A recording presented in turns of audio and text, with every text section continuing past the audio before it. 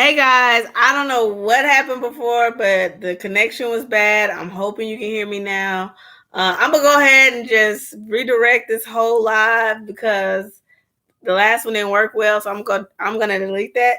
And so since I'm not able to get my guests on here, I just want to talk to you guys about Coming to America 2 and my takes on it. So Coming to America 2, if you can hear me, go ahead and put one in the comments to let me know you can hear me. The last live I just had, it did not go well or whatever. It was couldn't hear me, so I don't know if it's StreamYard or if it's just my connection.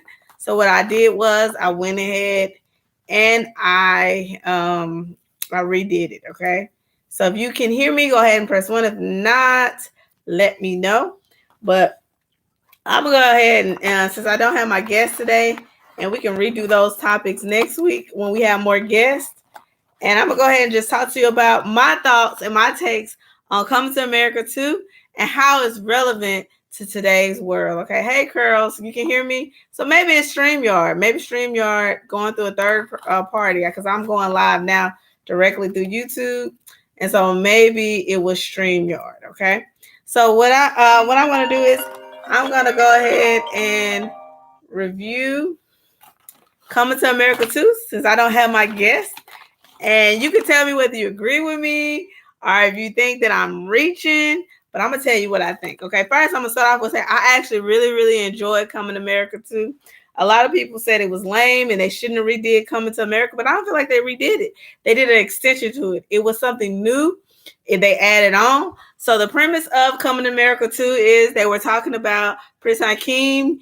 He had, as he said, a bastard son. So if you know who Leslie Jones is in part one, how he met him, how she met him, because Arsenio introduced him to her or whatever.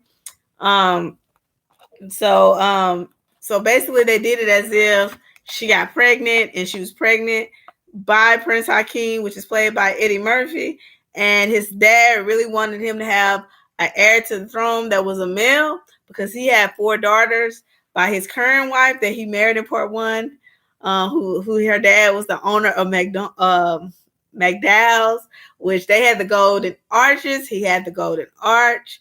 They had the McDonald. They had the Big Mac. He had I don't remember.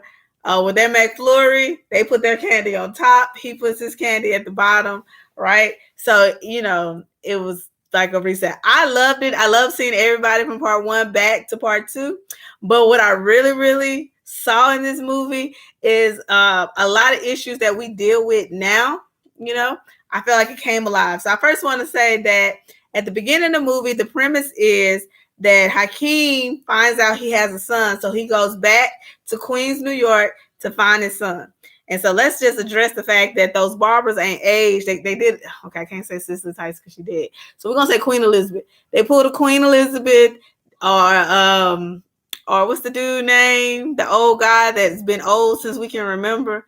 They pulled one of those numbers and they they were 70 when we saw it 30 years ago, and they 70 today. So I don't know, they're 110 and he's still cutting hair. Okay. So he goes back and he goes and looks for his son. And if you haven't seen it, I'm going to go through the movie. So spoiler alert, I think you'll still enjoy it if you still watch this, but just know that I'm just going to discuss it as I saw it. So if you haven't seen it and you don't want me to spoil it for you, go ahead and click off now. Don't click off. Okay. But if you got to click off now. This is a spoiler alert. So he goes back and he finds his son, Hakeem. Okay. Hakeem go back and find his son. So his son he just turned 31. He's still not stable in his career. He has an interview and, they do all the stereotypical thing. You think I don't have my father in my life, but you didn't. Okay. He didn't. He didn't know who his father was. He couldn't get the job because he was upset that he felt like the guy was being racist towards him or whatever and making him stereotypical. And I have to ask myself, like, is that the real story of men today? That men in their 30s, that they're still not stable. They're still not where they want to be. They're still not on a level that they should be. They're still searching for themselves. I was like, that, you can say it's just a movie, but are they pulling from reality that these are the men that if you date early 30s, these are the things that you have to deal with? A man that's not yet where he needs to be in life, and he's still searching for himself, right? Because remember, he didn't have his job, and so then he goes home, and his family, I guess, is low income or whatever, or extremely low income, and they couldn't even afford candles. It was I think that was kind of stereotypical, but I still love the movie, right? And so Hakeem comes back and he finds them and he lets them know, like, hey guys, you're my son, and I want you to come back to Zamunda, okay? Like this African kingdom, because you're the long lost son that I've been looking for. So he comes back to Zamunda and he tries to prepare him to be the king of Zamunda because that's what they needed.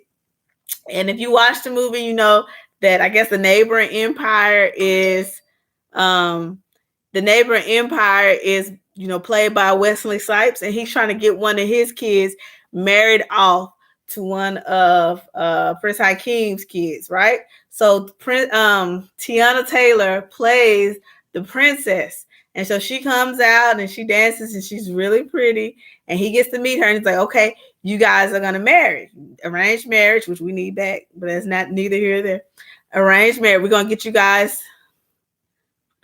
She said, I saw a man on YouTube. So Tiffany said, I saw a man on YouTube who's 41 years old. And he's complaining that women wouldn't build with him.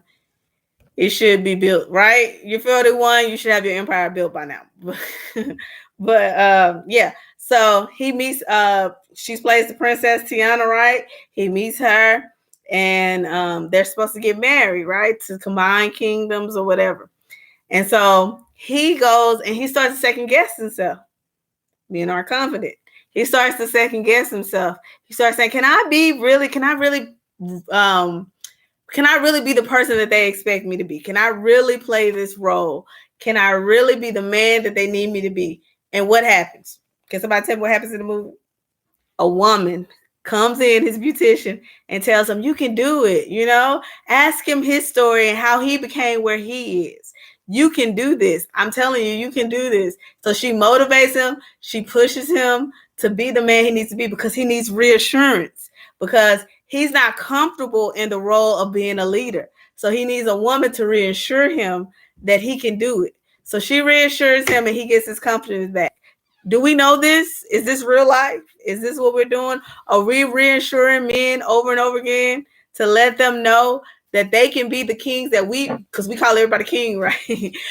That they can be the kings that we think they should be? I'm just saying, it was like real life. Like, okay, go away. Okay, so I'm sorry. Again, I'm being the queen and king because I got my daughter here. But yeah, so she reassures him he can do it. So he gets a newfound confidence that now that, okay, I really can be the king of Zumanda or whatever name of it. I keep forgetting. But he can really be the king, right? So he starts to work towards it harder. He starts to learn the history. He really wants to be the king. And, it's a longer movie than this. I'm just hitting the points that I feel like was they're dusties at best. Okay. So Tiffany feels like they're dusties. Okay. And so she encourages him to be the man that he can be. Right.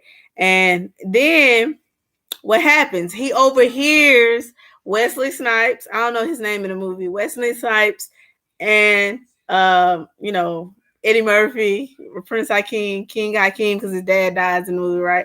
He overhears them talking something about, oh, you set this up perfectly. And he uses that as an excuse. To me, he uses that as an excuse. He overhears them talking about, why he went out and found him. And he used that as an excuse to go back to what he's comfortable as, right? He's not comfortable being the king. He's not comfortable being the leader, right? So he uses that as an excuse that maybe I need to escape. Maybe I need to go back to what I'm comfortable with, right? He wants to go back to Queens. And, as I talk about this, he meets Tiana, right? So Tiana plays the same role as the lady played in the first place. He's like, what do you like? He's like, whatever you like. What do you like to do? Whatever you like to do, right? Because men say they want a woman that'd be submissive and just take their lead and follow their lead. But in reality, when they get these women, they don't know where to lead them to. They don't know how to handle them. They want a woman that is assertive, but still makes them. And we're going to talk about femininity because I saw a video that broke it down. And I was like, dang, I never really thought about it. But They really want a woman that'll make them feel like they're in charge, but really is taking control. He didn't want Tiana, right? Because Tiana required for him to lead. Tiana wanted to know, what do you want? I'll follow your lead. He didn't feel comfortable with that. He wanted a woman that knew what she wanted and that could show him a direction. So what did he do? He went back to his barber, beautician, whatever you want to call her, and they decided they went back to his comfort zone of being in Queens.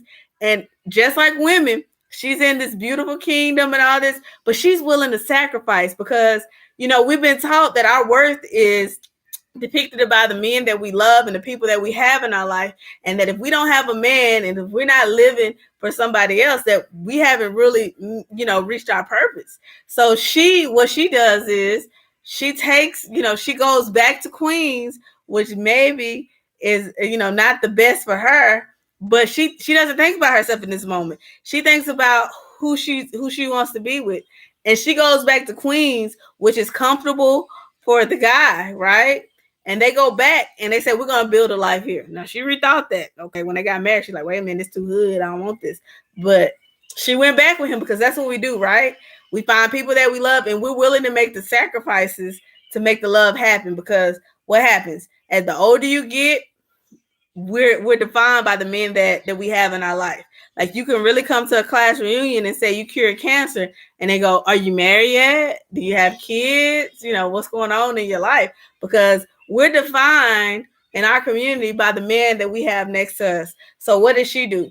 She decided to sacrifice her happiness in this land of abyss, right? And go back to Queens.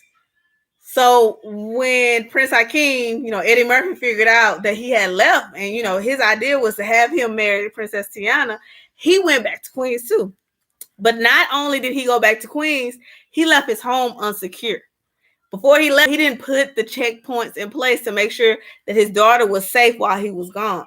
So what happened? Wesley Snipes comes in, he's able to infiltrate the system, and he almost gets her. But women saved the day again. Her sisters step up, they save the day, and they secure what was going on there. So what does that say? Is this really subliminal? Is it really trying to teach us that at the end of the day, a matriarchic system could run so much smoother and we could run in peace because we understand the checkpoints and we're willing to sacrifice for the betterment of our communities? Is that what it's saying? Okay, you tell me what you think. You think that's the low key, that maybe the reason why here in the United States, excuse me, the reason why here in the United States we've had so many issues is because we are not ran by women who are more peaceful? I mean, I must say we're more peaceful, but whatever. He didn't leave his home secure.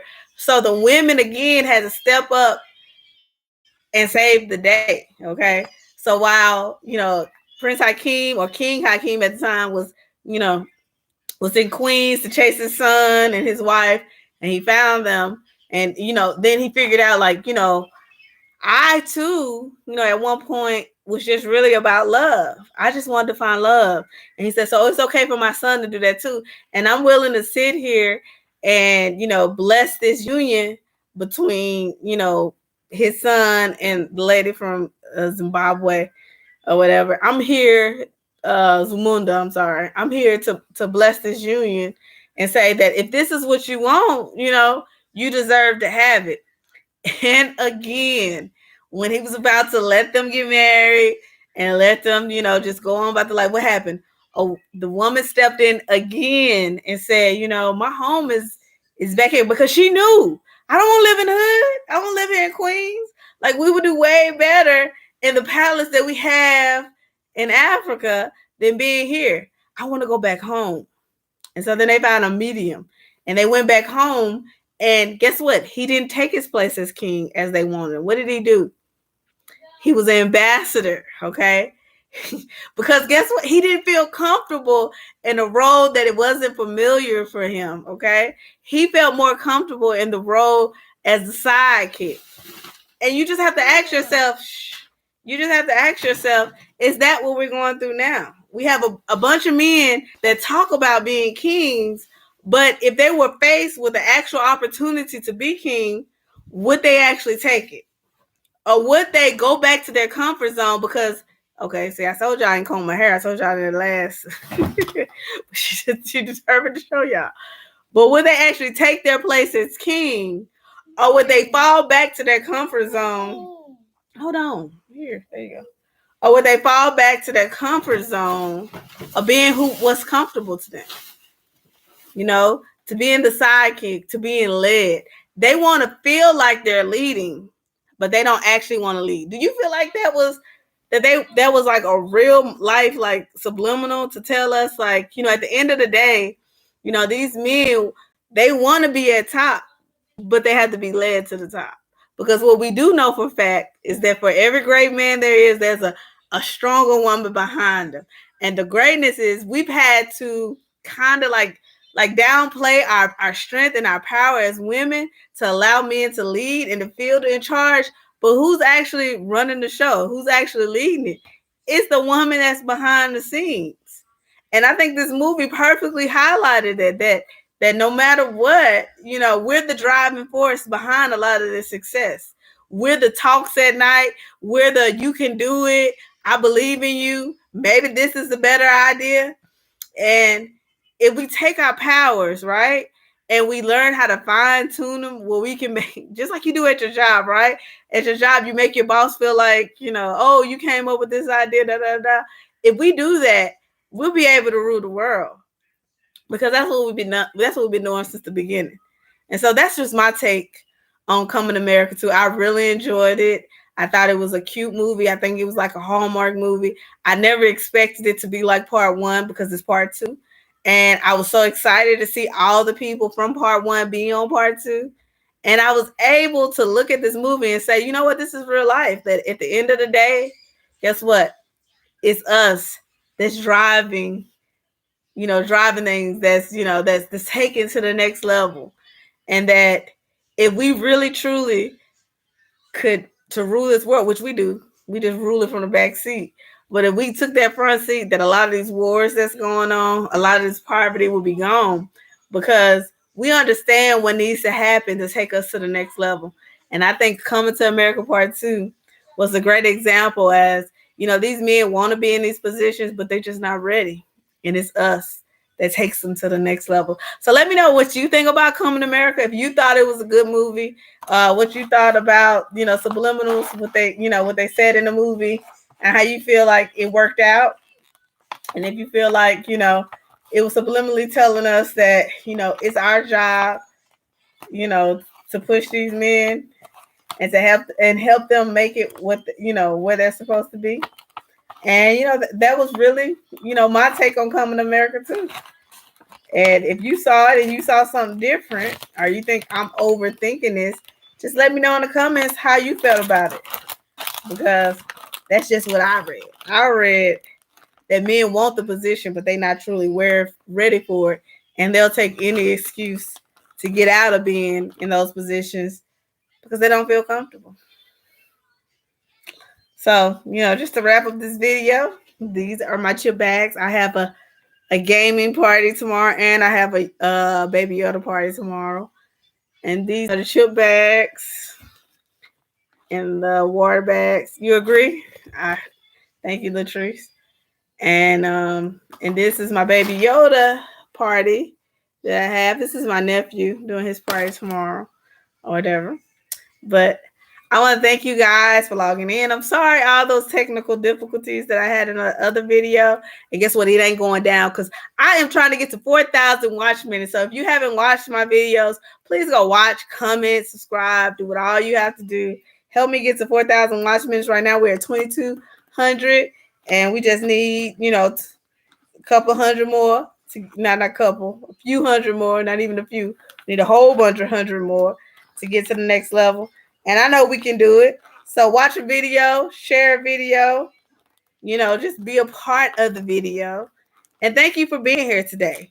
I'm sorry Craft and Sip didn't go how I wants to go, but I still enjoyed, you know, whatever it is we had here. And as I always say, this is going to be a short one. Usually I do an hour or something, but this is going to be a short one.